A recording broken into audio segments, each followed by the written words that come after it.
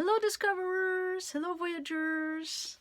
In this video we are going to work in our class reader called Schools In. Okay? And we're going to work on the very first story called Gnomes Don't Slurp Spaghetti.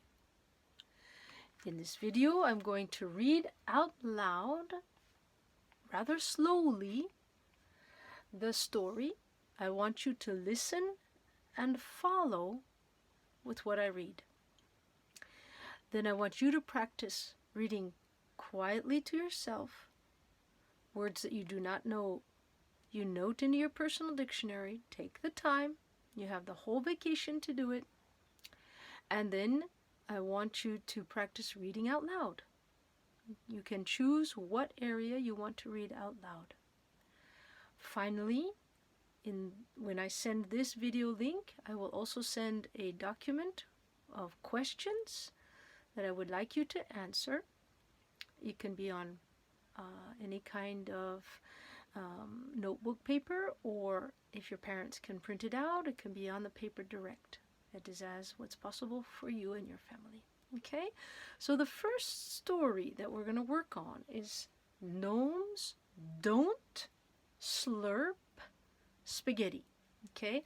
Gnomes, it's the same word in French. They're tiny little guys that look like les lutins. They look exactly like leprechauns, but leprechauns are really, really small. And gnomes are slightly bigger. They look like little elves, but they're rounder. Okay, that's a gnome. It's the same word. Slurp is a verb, and it is a way of eating by sucking up food, and often with noodle food, les nouilles, spaghetti or ramen or something. You make a sound as you eat it. That is to slurp the food. In Asia, if you slurp your noodly food, it's considered delicious. In Europe or America, if you slurp, you're supposed to be a bad eater and not proper. Different culture. Okay, now we're gonna just have you listen while I read the first story, Gnomes Don't Slurp Spaghetti. Okay? All of the little stories in this book are from actual literature in English, actual story books or chapter books, we call them. Okay, like the Magic Tree House. They're little excerpts, okay? Now, I'm not going to watch the video very often. I'm just basically going to read, and I'm going to read slowly. I will introduce each chapter, title, and then I'll continue to read, okay? Okay, please listen. Please read along, okay? Okay, here we go. Gnomes Don't Slurp Spaghetti by Debbie Daddy and Marcia Thornton Jones. Chapter 1, End of the World. It's the end of the world, Eddie yelled from under the oak tree. It's called Around the World, Howie told his friend. Two girls, Liza and Melody, joined the boys at their favorite spot. I think an Around the World fair sounds like fun, Liza said. Phew, I think it sounds like work, work, and more work, Eddie griped. The giant oak tree towered above them, its leaves just starting to change color. Howie sat cross-legged on the ground to look at the homework page their teacher, Mrs. Jeepers, had given them. In bold letters, it read, Around the World in 1 week. Create a project showing your special place. We need to think of a great idea for this project, Melody said. Eddie jumped up to the lowest branch of the oak tree. Swinging on this branch is better than doing any homework any day. I couldn't agree more, someone with a very thick accent said. The four kids looked around. No one was there. 2. Disaster. Who said that? Melody asked. Ciao, said a short, stout man as he stepped around the tree. A big white beard covered his face, and he wore a red pointy cap. "I am Magnus Primo." Liza smiled. "Hello to you too. My name is Liza, and this is Eddie, Melody, and Howie." The short man bowed. "I have been invited by your teacher to tell you about my beautiful Italy, the country where I was born.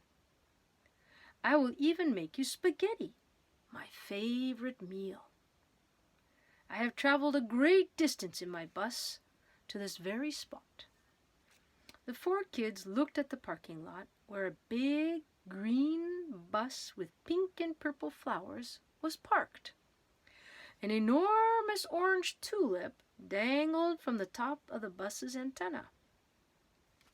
Liza didn't want to be rude, even though the bus looked odd.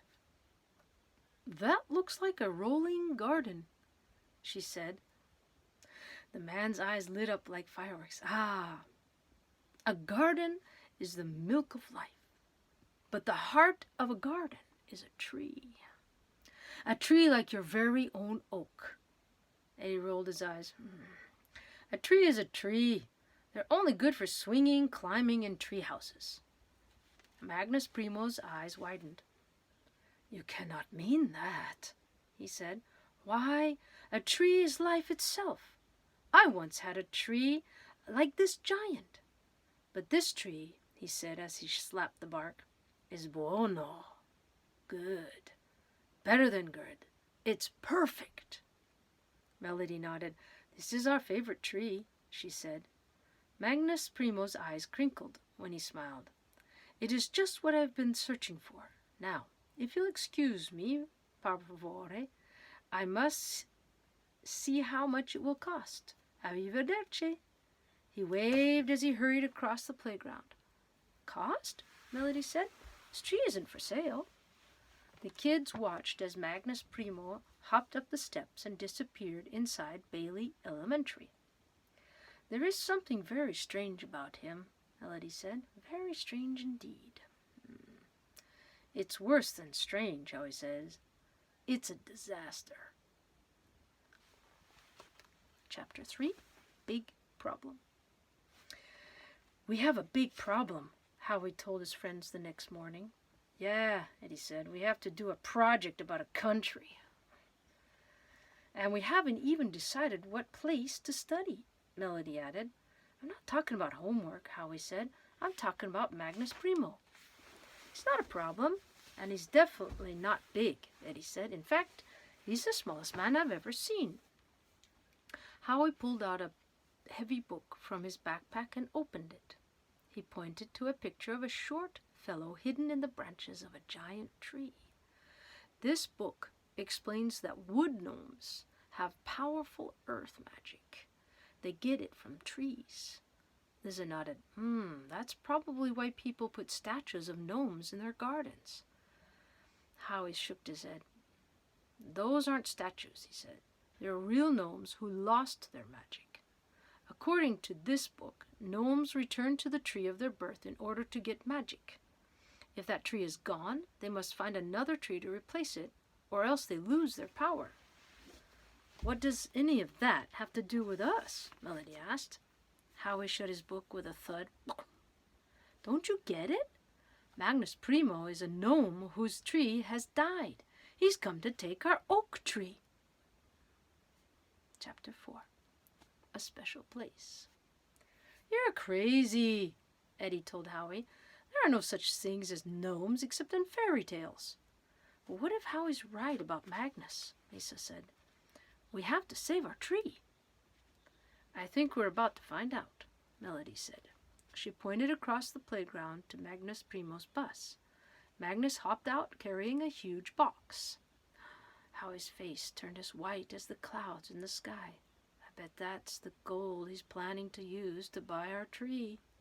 "Impossible," Eddie said. "Nobody could dig up a tree as big as our oak." "Not impossible for a gnome and a vampire teacher with a magic brooch," Melody said softly. The kids were sure that their teacher, Mrs. Jeepers, was a vampire and that the pin she wore was full of magic.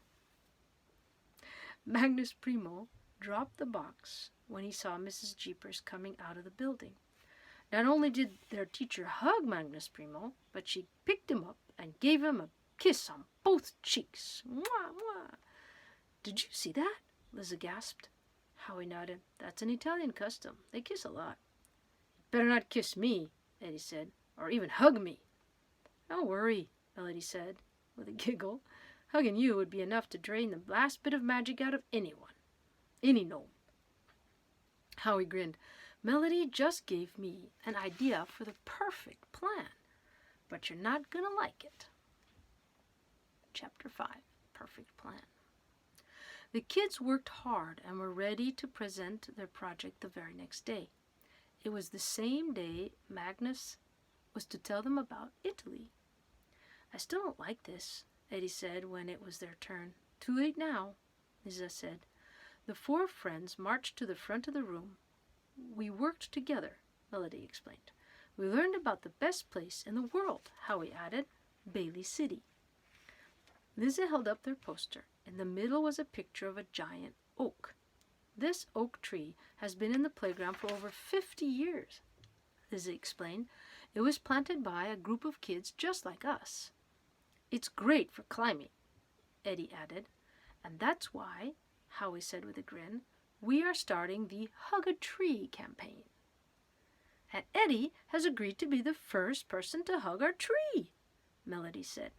This giant oak tree has been a very special spot for generations of kids, Melody said. We'd do anything to save it, Liza added. Even hug it, Eddie mumbled. Mrs. Jeepers smiled her odd little smile, half smile. I did not realize how important the playground tree was to you. This changes everything. Magnus stood at the front of the room and frowned. Miss Jeepers touched her brooch. There are wonderful trees all over the world, even in your beautiful country of Italy, she told their short visitor. Magnus nodded and stood up straight. You are right, he said. I must hurry and leave for my home, my beautiful home.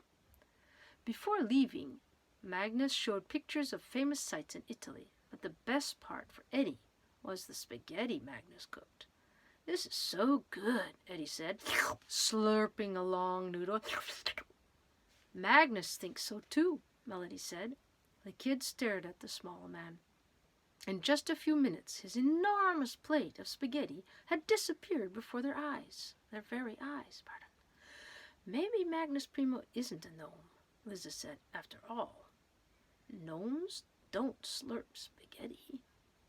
Okay, it's a very simple story. Please practice listening to me read it. Then I want you to practice trying to read it and understand it. Put the words you do not know into your personal dictionary with the nature of the word and its definition in French. If you can do the definition in English, that's fantastic. And then practice reading it out loud. And there will be an attached worksheet with the email with the link to this reading video. Please take a look. Maybe pre-read the worksheet. That'll give you an idea as you read the story what you're looking for. Okay? Okay, bye-bye everybody. Good luck.